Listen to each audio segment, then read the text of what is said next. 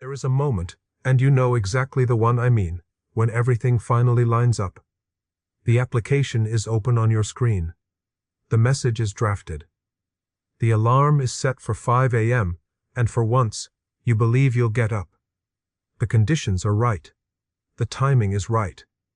You are, for this suspended moment, genuinely ready. And then something happens that has no name in English, something that isn't laziness or fear or even clinical procrastination, something older, stranger, and more specific than any of those words.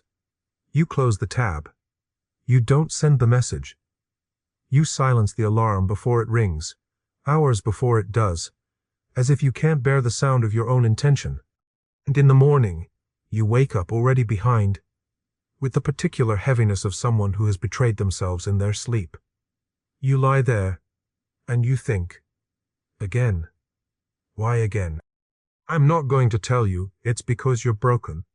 I'm not going to offer you a system, a framework, or a 5-step protocol, because the part of you that keeps closing the tab has already survived 100 of those.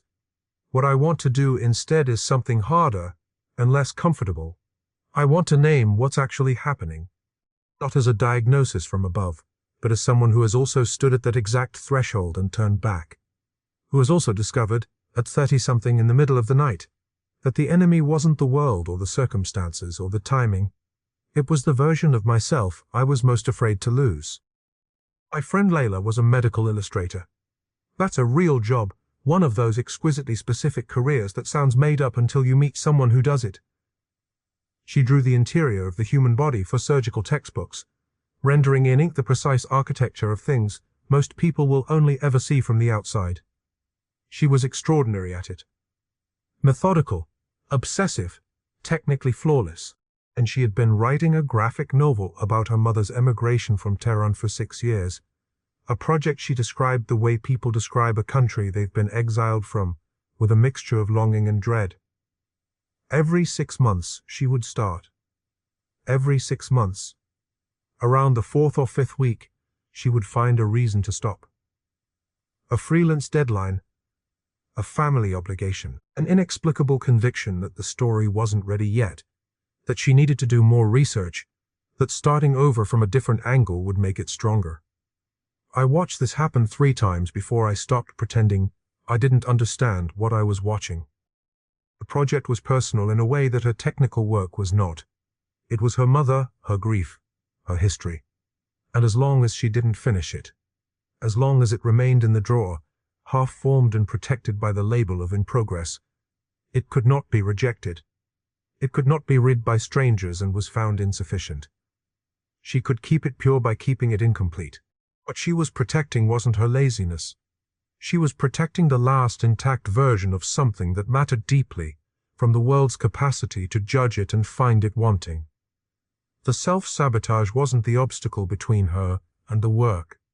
It was the work's bodyguard. This is the thing we don't say out loud, that most self-sabotage is not self-destruction. It is self-preservation. The psychologist Hazel Marcus spent decades studying what she called possible selves. The mental images we carry of who we might become, who we fear becoming, and who we hope to be. What her research kept returning to was this: the feared possible self is often more motivationally powerful than the hoped-for one. The brain doesn't just move toward reward. It moves aggressively, obsessively, away from threat. And when the threat isn't failure in the conventional sense, when the threat is the exposure of trying, the vulnerability of being seen wanting something, the brain's threat detection system doesn't know the difference between a tiger in the grass and a blank page that could ruin you. It fires the same alarm. It demands the same retreat. So you close the tab, not because you don't want it, because you want it so badly that the possibility of not getting it has become unbearable, and not trying is the only guaranteed way to never have to find out. Here is where most narratives would pivot. Here is where the narrator would tell you that the fear is an illusion, that the risk is worth taking, that you should feel the fear and do it anyway. I want to resist that turn, because it's dishonest, and because you've already heard it, and because what it leaves out is the part where sometimes you do try, and you do fail, and the failure is real and consequential. And it doesn't feel like growth while it's happening. I know a man named Dominic who quit his position as a high school principal to open a restaurant.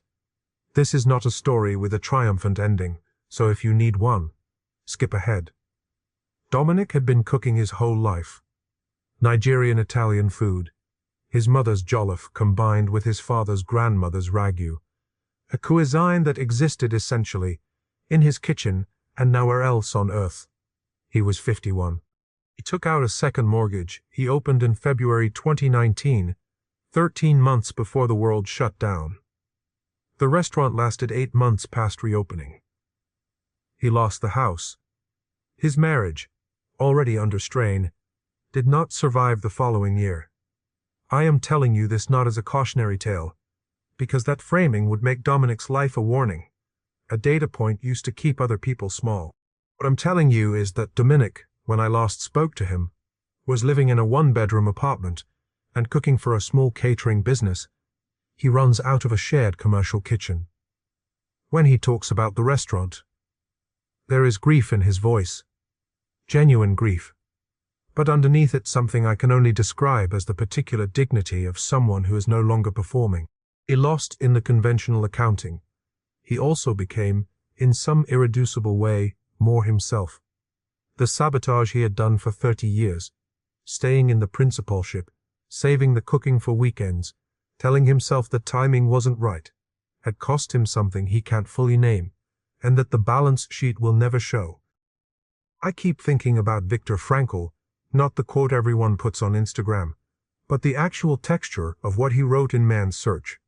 For meaning, specifically, the part that doesn't get cited, where he talks about the prisoners who gave away their last piece of bread, not because they had stopped caring about survival, but because something in them had decided that the act of giving mattered more, in that moment, than the strategic calculus of staying alive. He called it the last of human freedoms, the freedom to choose your response to any given set of circumstances. But what gets lost in that framing is the cost. The freedom wasn't free.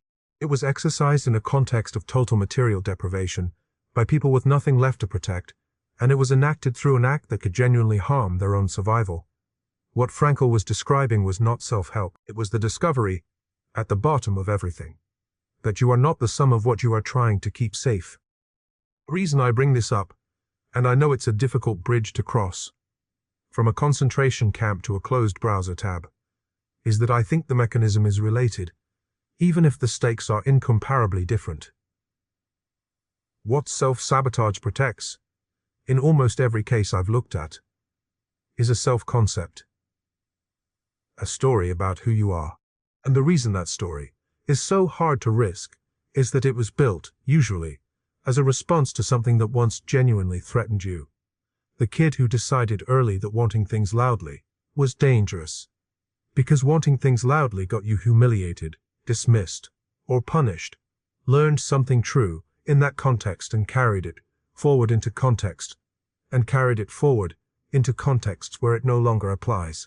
The invisible wall isn't irrational. It was built with real bricks from a real construction site. The problem is that the blueprint was drawn by a child. The psychologist Carl Rogers called this the conditions of worth, the terms under which you learned, early and implicitly, that you were acceptable, that you were lovable. Most of us absorbed those conditions so completely that we cannot separate them from our sense of self. And when you pursue something that threatens those conditions, when you write the novel, open the restaurant, or send the message, you are not just risking failure. You are risking the foundational story about who you are and what makes you deserving of love. The brain doesn't experience that as ambition. It experiences it as annihilation. So now here, someone is going to say, but isn't that just anxiety? Isn't this just a clinical issue, a diagnosable thing? Something that therapy or medication or a good CBT protocol could address? And the answer is, yes, partly. And that answer is too easy. What that framing does is locate the problem inside the individual and outside the structure of how we are asked to live. The pressure to produce a coherent, legible, successful identity is not a pathology. It is a response to real conditions. The economy that tells you your value is your output. The culture that treats your career as your personality. The social media ecosystem is literally built on the premise that visibility equals worth. These are not neutral circumstances. They are a specific set of pressures that make the gap between who I am and who I need to appear to be structurally enormous. Self-sabotage, in that light, is not just a personal malfunction. It is the predictable result of people trying to maintain integrity within a system not designed to support it. And yet you are still the one who closed the tab. I want to be careful here, because this is the moment when it's tempting to let the structural critique do too much work, to stand in the ruins of the personal and say, well, the system is to blame, which is true enough to be accurate and still, somehow, a way of disappearing into an explanation. The structure is real, the external pressures are real, and you are also the one who, right now, today, is choosing the known misery over the unknown risk. Both things are simultaneously, exhaustingly true. The known misery is important to name precisely, because we underestimate how much comfort it contains. There is a specific psychological phenomenon researchers call emotional forecasting error, the consistent human tendency to overestimate how bad the bad thing will feel, and to underestimate how adaptable we are. But there's a shadow side to that research that gets less attention. We also underestimate how habituated we become to chronic, low-grade suffering. The job you've hated for 3 years doesn't feel like suffering anymore. It feels like Tuesday. The relationship you've been half-prisoned in doesn't feel like loneliness, it feels like normal. The creative work you keep not doing doesn't feel like grief. It's just a background ache you've learned to breathe around. The known misery has one catastrophic advantage over the unknown risk. It is survivable. You have already survived it. Your nervous system has calibrated itself around it. A thought of relief, real relief, the kind that comes from actually trying, is more destabilizing than the ongoing quiet damage, because relief would require you to admit how much damage there has been. My friend Layla finally finished the graphic novel. I want to tell you that it was published and celebrated, and that the story has a clean arc. It was finished, sat with agents for 2 years, and has not been published. She told me last winter that she might self-publish it, that she's made a kind of peace with the idea that the audience for the thing is small and specific, and that's all right. What she told me, and this is the part I keep returning to, is that finishing it felt, physically, like putting down something very heavy. Not triumphant, not particularly joyful, just a long exhale after years of held breath, and that the act of completing it had changed her relationship to her mother's story in a way she hadn't anticipated. It was no longer trapped inside her. It had become, in some small way, something external, something that existed apart from her grief, and therefore could be separate from it. She lost the purity of the unfinished thing. She gained something else, something she doesn't have precise words for. I don't think the words exist yet. The unglamorous reality of this, of actually confronting the self-sabotage rather than analyzing it, is that it doesn't happen in a montage. It happens in increments that feel embarrassingly small. It happens at 11 p.m. You open the document for 15 minutes, close it, then the next night for 20, the night after that you don't open it at all, and then you do again. The process is not linear. It is not cinematic. It does not feel like becoming. It feels, for a long time, like failing slowly in a direction that might be forward. The internal sensation people describe when they're in the middle of genuinely trying to break a pattern of self-sabotage is not relief. Matu? It is a kind of raw, exposed discomfort, the feeling of walking outside after being inside for a long time. The light is too bright, the air is too much, everything feels slightly wrong and slightly real in equal measure. That sensation is not a sign that something is wrong. It is a sign that the protection has been lowered. It is the feeling of being, for a moment, genuinely at risk. There is a poet named Warsan Shir who wrote, "You can't make homes out of human beings." She was writing about love, but I keep thinking about it in the context of self-concept. The way we make a home out of our limitations. We decorate the walls with what we can't do and call it a personality.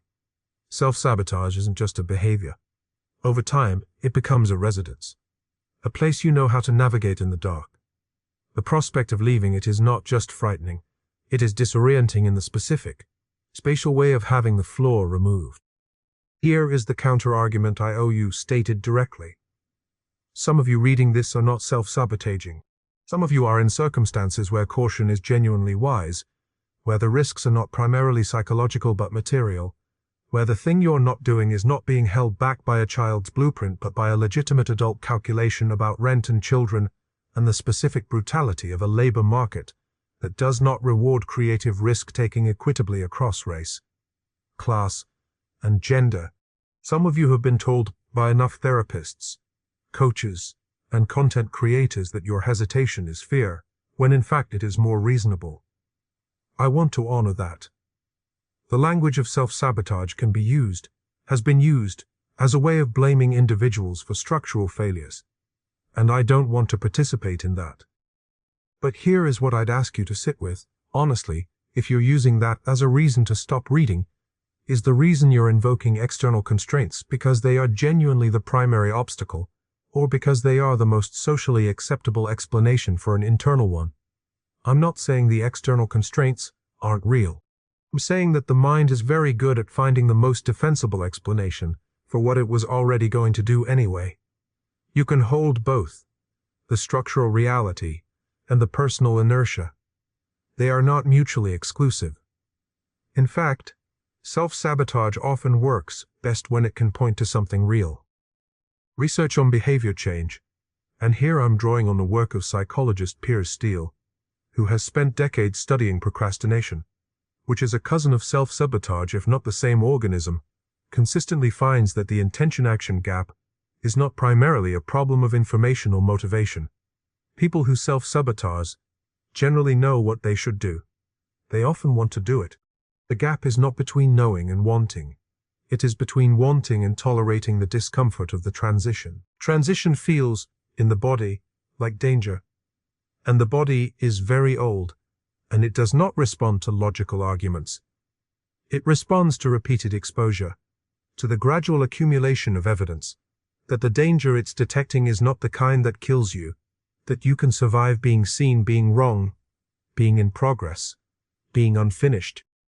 The statistical reality, and I say this not as cruelty, but as the only honest thing I can offer you, most people who watch something like this will not change, not because they are weak, not because the insight isn't real to them, because insight and change are not the same neurological process. A part of you that understood everything I just said is the prefrontal cortex, the part that narrates, analyzes, and generates the satisfying sensation of having learned something. The part of you that will close the tab again tomorrow is older, faster, and has a better memory. It does not read, and it has never watched a video. Change, when it happens, real change, not the performance of change, happens through behavior. Specifically through the repeated, unglamorous practice of doing the thing slightly before you feel ready. And then, again slightly before you feel ready, until readiness stops being a prerequisite and becomes a retroactive feeling you notice only after the fact. This is the choice, then, not as inspiration, but as an actual binary that you will enact by the end of today, whether you mean to or not. There is the life that is structured around protecting the self you currently have, the self defined by the limits you've never tested, by the work you haven't finished, by the version of you that exists in the gap between what you could be and what you are. That life has real advantages. It is coherent. It is survivable. It is in many ways legible to other people. And there is the life structured around the act of finding out, which is not a life that looks good on paper, does not end in guaranteed triumph, and will, at various points, involve being genuinely wrong, genuinely exposed, and genuinely at a loss. That life contains Dominic's grief and Layla's incomplete peace, and the very real possibility that you will try and it won't work, and you will have to live in the aftermath. It also contains the only version of your life in which you are fully present. You already know which one you've been choosing. The question is only whether you will choose it again tonight. When the tab is open, the alarm is set, and the moment is quiet enough to hear the old voice telling you that you're not ready yet, that the timing isn't right, that you should wait until you're more certain, and whether, this time, you will notice that the voice is not telling you the truth. It is doing its job, which is to keep you safe from the thing it cannot tell apart from a tiger, your own life, asking to be lived. That's the only question left, not whether you can, not whether you deserve to, whether you will.